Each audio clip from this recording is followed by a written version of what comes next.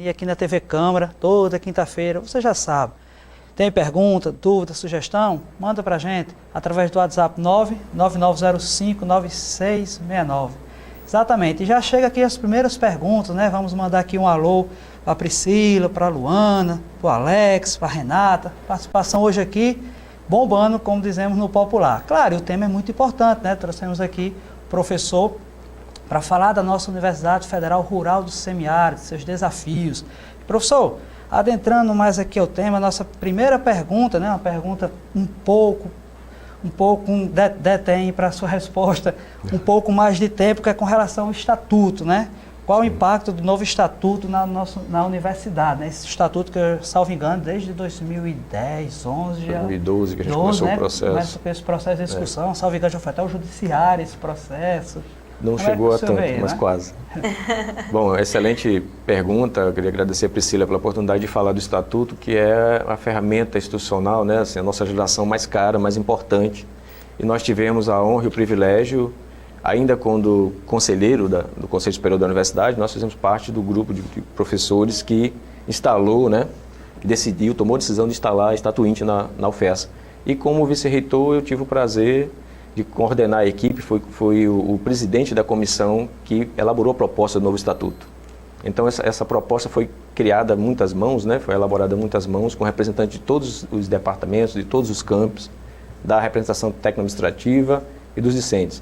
E depois nós fizemos um evento histórico na UFES, que foi uma assembleia universitária, onde nós, a comissão, apresentou a proposta a toda a comunidade e recebeu sugestões valiosas que nos permitiram aperfeiçoar o documento, posteriormente encaminhá-lo ao Conselho Superior da Universidade, onde ele foi definido.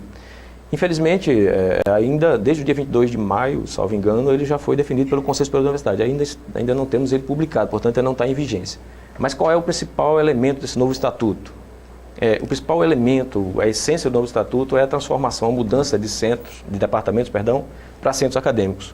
Então, ele vem mudar a estrutura organizacional da instituição, né, redefinindo o equilíbrio de forças em todas as áreas. O que é que nós pensamos, o que é que a comissão propôs?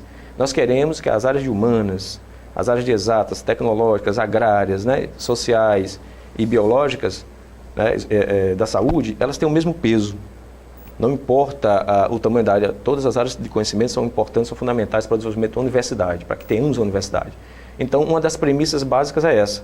Um exemplo típico é que o Conselho Superior da Universidade, que funciona para que o público entenda, por exemplo, como se fosse o Senado da República, né?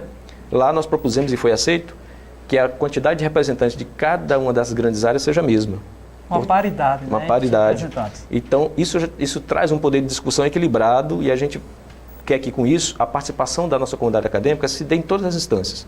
Equilibrado e democrático. E democrático, né? Porque hoje, por exemplo, a composição do nosso Consune é por quem se articula mais, por quem tem mais força política, acaba que você tem unidades acadêmicas importantes com quase ou sem nenhum representante no conselho máximo da instituição. E a gente não quer que isso se replique, né? Porque a gente quer que a coisa seja democrática de verdade, né? No documento máximo da instituição. E esses elementos vêm desde a base, né, onde o professor e técnico vai ter representação e o aluno também, lá no seu curso, nos seus departamentos. Essa decisão, essa discussão, ela ganha foro, né, dentro dos departamentos, sobe para a sua unidade máxima, que é o centro, e daí a sua representação leva aos conselhos superiores, tanto o conselho de ensino como o conselho superior máximo, né? Então, nesse aspecto, a gente vai realmente democratizar as decisões, porque nós entendemos que o papel do gestor é esse, né? Ele é o facilitador das decisões que vêm da base da comunidade. E o novo estatuto vai permitir isso. Então, um sistema mais moderno, mais prático e equilibrado que a gente espera, claro. É um processo de longo tempo, longo prazo, mas que a gente imagina que no futuro nós tenhamos, de fato, uma universidade realmente equânime, né? Em todos esses aspectos. Sim.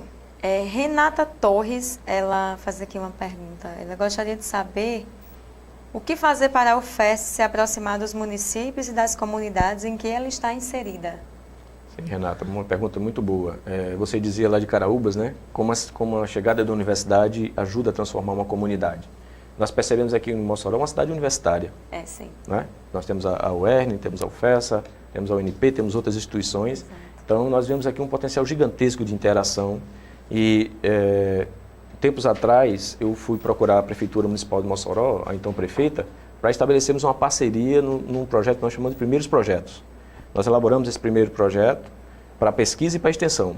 Então eu fui procurar a prefeitura para dizer o seguinte: vocês têm desafios que a universidade possa atender? Nós só queremos uma coisa em contrapartida, que você garanta a bolsa para os nossos alunos. E os nossos professores estão aqui dispostos e ansiosos por trabalhar por desafios na região do semiárido. Nós estamos aqui para produzir conhecimento em todas as áreas, mas com a essência de focar no semiárido, para que a gente resolva, né, ataque os problemas e desafios de conviver com esse ecossistema que tem inúmeros potenciais, que a universidade sabe como fazer. Então, essa parceria estava para ser fechada, mas infelizmente, não sei por que motivos, ela não andou depois. Mas a gente acredita que esse é o caminho. Nós temos condições de atender demandas locais, fazendo parcerias com o poder público e com as iniciativas privadas, né? Nós queremos, por exemplo, uma questão do sal. Nós temos um imenso potencial de pesquisa. Nosso programa de mestrado em Ciência e Engenharia de Materiais, que nós começamos a funcionar agora, tem uma linha de pesquisa focada em agregar valor para o sal e para as cadeias produtivas que podem girar ao redor do sal, como, por exemplo, utilizando a água que é vaporizada. Então, essas são as possibilidades inúmeras em todas as áreas que a universidade pode interagir no seu contexto, né? Professor, e uma ajuda maior ainda nos municípios, né? Trazendo um pouquinho para a minha área, a questão do concurso público. Sim, né? Nós sabemos que as comunidades aguardam muito ansioso a realização dos concursos para a UFES, né? Diariamente no meu grupo, lá no nosso grupo no Concurseiro Mossorense, o pessoal pergunta: Fábio, os concursos para a UFES, por quê? Porque é um cargo que você ganha relativamente bem e, por exemplo, na cidade de Caraúbas ou cidades menores, quando o servidor passa nesse concurso que não é da cidade, ele vai morar, então ele vai gerar uma renda para aquela cidade, de aluguel, dentre outros, não é isso? Verdade. Eu acho que a universidade contratou muitos servidores, não é isso? Sim, a sim, partir bastante. do momento que ela federalizou, começou a contratar seus servidores. Nós passamos, acho que a gente já multiplicamos esse número de professores e técnicos, acho que quase por 10 nesse intervalo, né? Somando os 4 campos que a gente tem. E isso traz um impacto financeiro e social gigantesco nas comunidades, né? Por exemplo, as pessoas estavam reclamando agora com a greve que as cidades sentiram a falta desse público, né? Consumidor, esse público que traz cultura, que faz interação, né? Que ajuda a difundir o conhecimento. E a greve tem os motivos justos, eu apoiei a greve, nós estamos lutando pela educação, pelo futuro da universidade pública, pelo futuro dos nossos filhos. Ninguém está fazendo greve porque a gente gosta, a gente faz greve porque a gente não teve mecanismo de diálogo com o governo, mas a gente sabe dos efeitos, né, da universidade no seu entorno. E a gente acha que, como você bem disse, não só a nossa UFES, né, todas as universidades juntas, têm que ser mais bem vistas, mais apropriadas do ponto de vista de acolhimento nas cidades onde elas estão lotadas, né, porque isso pode trazer elementos integradores fundamentais para que os filhos da terra fiquem lá. E o senhor bem frisou aqui a questão do sal. Nós temos sal, petróleo, setor de serviço, né? Fruticultura. Então, são áreas que a universidade pode e deve estar atuante, né? Porque aquele aluno que está, por exemplo, na engenharia, minha parte é de humanas, não é de engenharia. A nossa. Mas eu tenho certeza que o aluno de uma engenharia, que se ele for incentivado, nosso grande problema no Brasil é que nós não incentivamos nossos alunos a desenvolver, a pesquisar. Né? Os programas de extensões ainda são poucos. Mas eu acredito que, também sou professor, mas da área de concurso, se você incentivar o aluno, ideias surgem a 1000. Surgem sim. Esse é o nosso grande celeiro, né? Mas para você ter uma ideia de dificuldade, nós temos nesse universo de mais de 9.000 alunos, apenas 170 bolsas de iniciação científica. É muito aproveitar pouco. Até nós não podemos nos conformar com isso. A deixa de Fábio e gostaria que o senhor falasse com relação aos projetos de extensão. Quais os projetos de extensão que eles podem ser destacados hoje na UFES? Nós temos em várias áreas projetos muito interessantes, né? Temos, por exemplo, o projeto do professor Nildo Dias com o desenvolvimento de hortas comunitárias, né? Temos o projeto do professor Celso Pomer, pesquisando para produzir uvas aqui na região do semiárido, uvas de teor excepcional, né? Aqui no Ceará nós já temos produção de uva, por que não aqui no nosso Mossoró, no nosso entorno, né? Então, a gente tem uma demanda muito grande de projetos de extensão e possibilidades de interação em todas as áreas. Como eu falava no SAL, tem professores que já participam do projeto, inclusive junto com a UERN, pesquisando o sal, a cadeia produtiva do sal, para agregar valor. Recentemente, um professor nosso, lá de Angicos, em parceria com os professores da UFRN, desenvolveram um novo método utilizando minério de ferro do Rio Grande do Norte, da mina de Jucurutu, produziram partículas que vão ser usadas, e eles patentearam, depositaram a patente desse produto, vão ser usadas no tratamento do câncer. Uma pesquisa que está sendo feita aqui, com colaboração da UFES. Então, assim, não há demérito nenhum a gente procurar parcerias. Pelo contrário, nós temos que buscar as parcerias, mas temos que produzir ciência aqui, no enfoque de agregar valor à região do semiárido, né?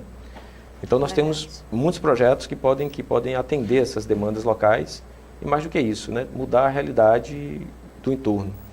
Né? Eu acho que esse é o objetivo maior da universidade quando ela se instala em uma determinada região, né? Você Sim, claro. mudar a região está sob uma história e a partir da universidade, com o conhecimento chega até aquela comunidade, ela se desenvolve, ela multiplica, verdade, né?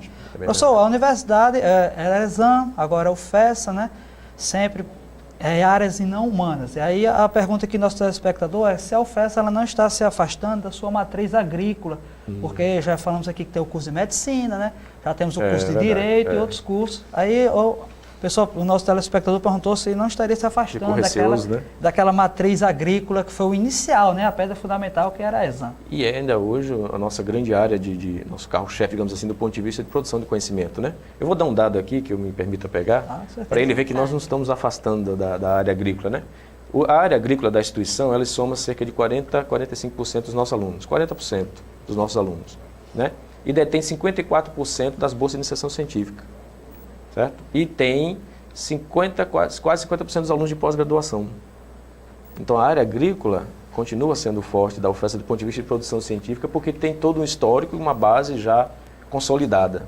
Então, a UFES não abandonou e nem vai abandonar a área agrícola. Nós queremos que as outras áreas acompanhem o mesmo nível de desenvolvimento da área agrícola. A gente não quer que, por exemplo, os alunos da área de exatas, que são 30% dos alunos da instituição, só tenham 10% das bolsas. Nós não queremos tirar nenhuma da área agrícola, nós queremos que as outras áreas consigam o mesmo nível de desenvolvimento. Né? Exatamente.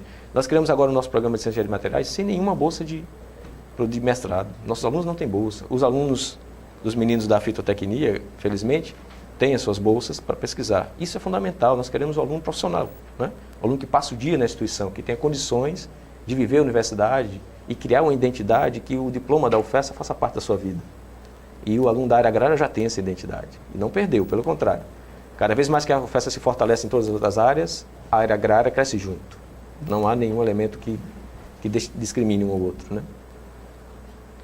E é uma coisa que eu vejo também interessante, né? Nós percebemos que a universidade ela tem um programa para segurar o seu professor.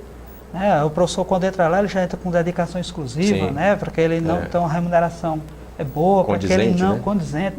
Não é boa, que acho que o professor nunca vai dizer assim, vamos ganhar o ideal, né? No Brasil, infelizmente, temos isso. Mas é uma remuneração boa para os padrões da região, né?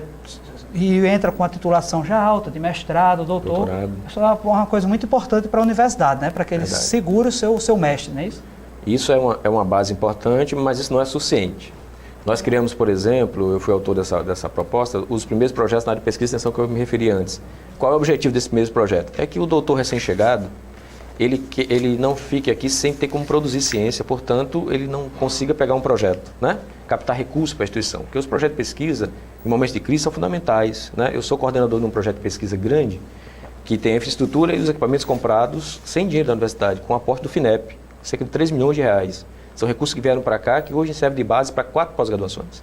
Então, nós queremos que esse professor tenha a oportunidade de começar a trabalhar, pesquisar, fazer extensão, e aí, ele, com a pesquisa e a produção científica, ele vá lá no CNPq, consiga recursos e se mantenha. Porque apesar disso que você falou, de termos DE, nossos professores têm DE, nós perdemos muitos talentos. Muitos professores, por não conseguirem pesquisar, trabalhar aqui na universidade, ele vê outras oportunidades em universidades grandes e vai embora. Nós não queremos mais perdê-los. Nós queremos trazer bons talentos lá para cá.